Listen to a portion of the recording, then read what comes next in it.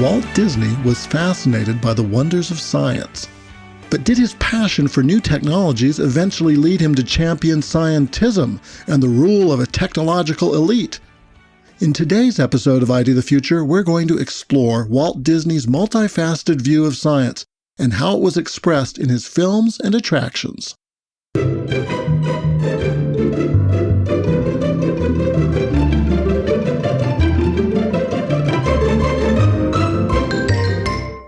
This is John West, Associate Director of Discovery Institute's Center for Science and Culture.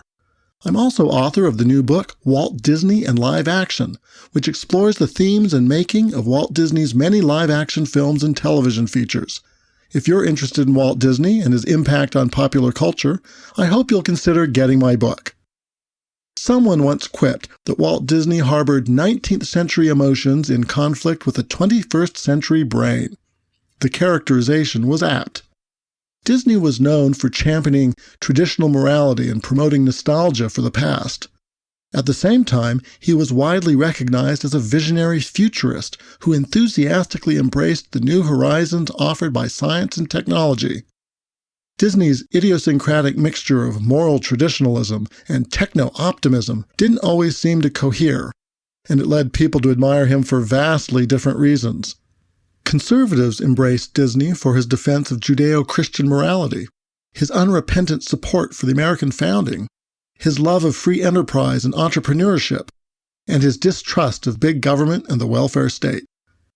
By contrast, fellow futurists were attracted to Disney's modernist ideas about urban planning, his exalted view of science and technology, and his utopian visions of human progress. Although I have a keen appreciation for Disney and his achievements, I admit I'm not one of those who is especially enamored with his techno-optimism. During the last century, we've seen far too much destruction arising from the abuse of science for me to believe that science can fundamentally reform the human heart or usher in a utopia. For me, scientific and technological progress is bittersweet. I think Disney was correct to see that science can produce wondrous benefits for humanity. But science can also make it easier for humans to accomplish their own destruction. And that darker side of scientific and technological progress was rarely on display in Disney's projects as a futurist. Consider The Carousel of Progress, a stage show first developed by Disney for the 1964 World's Fair in New York City, and later relocated to Disneyland and then Walt Disney World, where it still operates. Featuring audio-animatronic robots rather than live actors, The Carousel of Progress depicts the benefits to American society of the rapid technological advances during the first half of the 20th century. In this show, the audience follows a middle-class American family from the 1900s to the 1960s. In the 1900s, the family marvels over labor-saving inventions such as cast iron stoves, gas lamps, ice boxes, and telephones. By the 1920s, the family's home has been wired for electricity, leading to electric lights, electric sewing machines, refrigerators, toasters, and coffee percolators. By the 1940s, the family's home has added even bigger and more efficient electric appliances. And by the 1960s, electric appliances now make preparations for previously exhausting holidays like Christmas a breeze. Each act of this unfolding march of progress is linked together by the song, "There's a Great Big Beautiful Tomorrow." A secular hymn demands creativity composed by Richard and Robert Sherman of Mary Poppins fame. The infectious tune boasts that human know-how can make dreams a reality and usher in a great, big, beautiful tomorrow. Disney's techno-optimism was also on display in the Tomorrowland area in Disneyland, and his planned but never built experimental prototype Community of Tomorrow in Florida. There is definitely something alluring about the cheerful optimism of these efforts. But there is also something more than a little disturbing. The Carousel of Progress celebrated, apparently without irony, the use of television as parents' new electronic babysitter.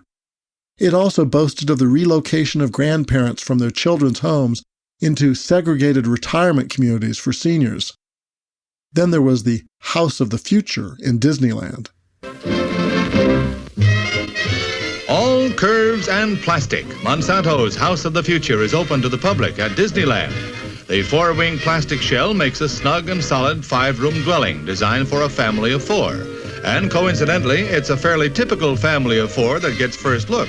A family food center to store atomically irradiated food.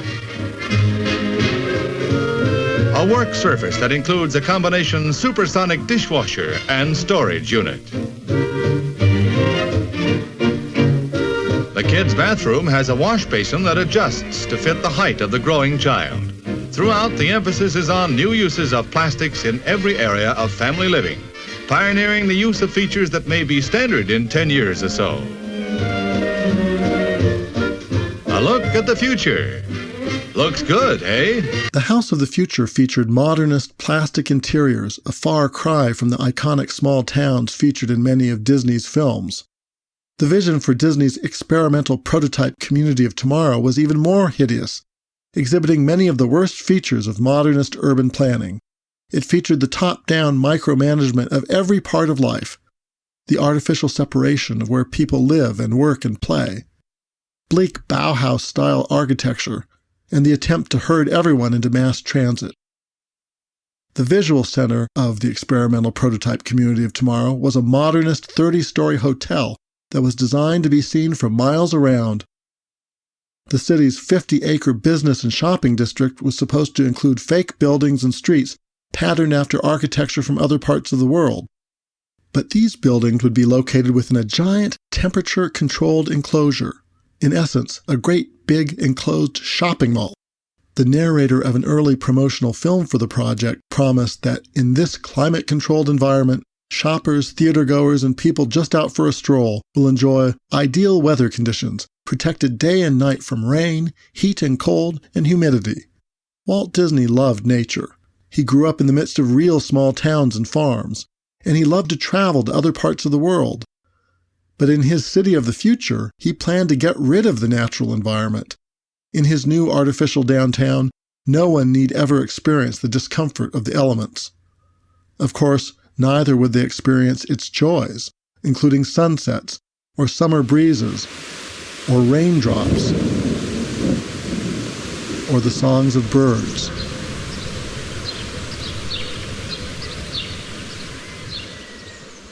What rescued Walt Disney from being a completely uncritical champion of scientific and technological progress was not his ventures into theme parks or urban planning. It was the messages in some of his films. The Disney film that offers arguably the most explicit warning about the abuse of science and technology is 20,000 Leagues Under the Sea.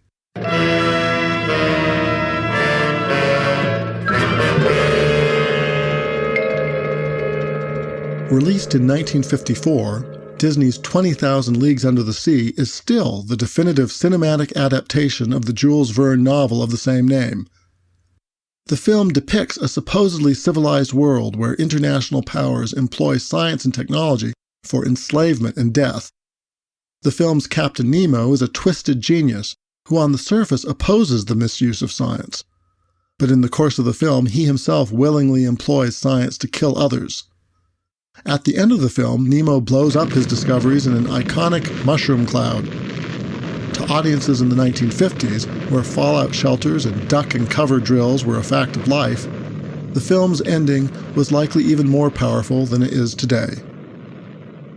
Softening the film's otherwise bleak ending, Walt Disney tacked on a hopeful voiceover before the final credits, repeating the words of Captain Nemo himself from earlier in the film. There is hope for the future, and when the world is ready for a new and better life, all this will someday come to pass in God's good time. But what ultimately makes 20,000 Leagues Under the Sea so powerful is not those hopeful words, but the film's unflinching portrait of the human capacity to misuse science, a depiction that even its final words cannot completely obliterate. The dangers of science and technology can also be seen in Disney's comic fantasies, especially The Absentminded Professor in 1961 and Son of Flubber in 1963, two phenomenally popular films starring Fred MacMurray.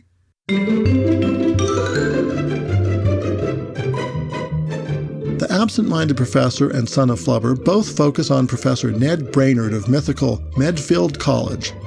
Brainerd invents Flubber, a gooey substance that makes things defy gravity. Brainerd is portrayed as a scientific genius, but also as a complete blunderer as a human being. With his single-minded devotion to science, he neglects his human relationships, leading him to miss his own wedding.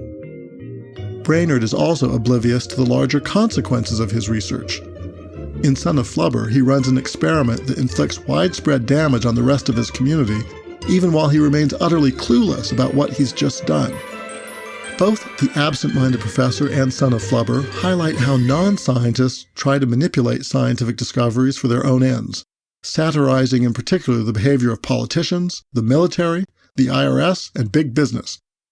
Professor Brainerd himself is shown to be corruptible, misusing his discoveries to take revenge on his romantic rival. For all of their celebration of the creativity of science, these comedies also warned against the pervasive dangers scientific progress can pose. As beneficial as science may be for society, it cannot be left free from social norms, and scientists themselves may not be the best judges of the cultural consequences of their discoveries.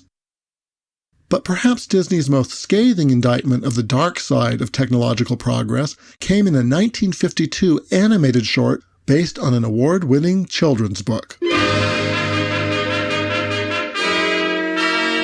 The children's book was The Little House, which tells how a beloved house in the country is eventually swallowed up by the encroaching city.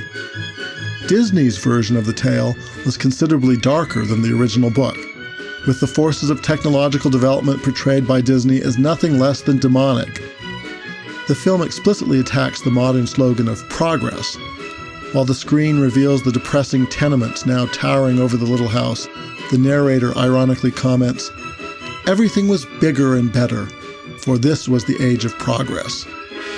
Each new wave of progress in the film produces ever more nightmarish results, finally resulting in an inferno of crime and noise and traffic and tawdry 24 hours a day neon lights.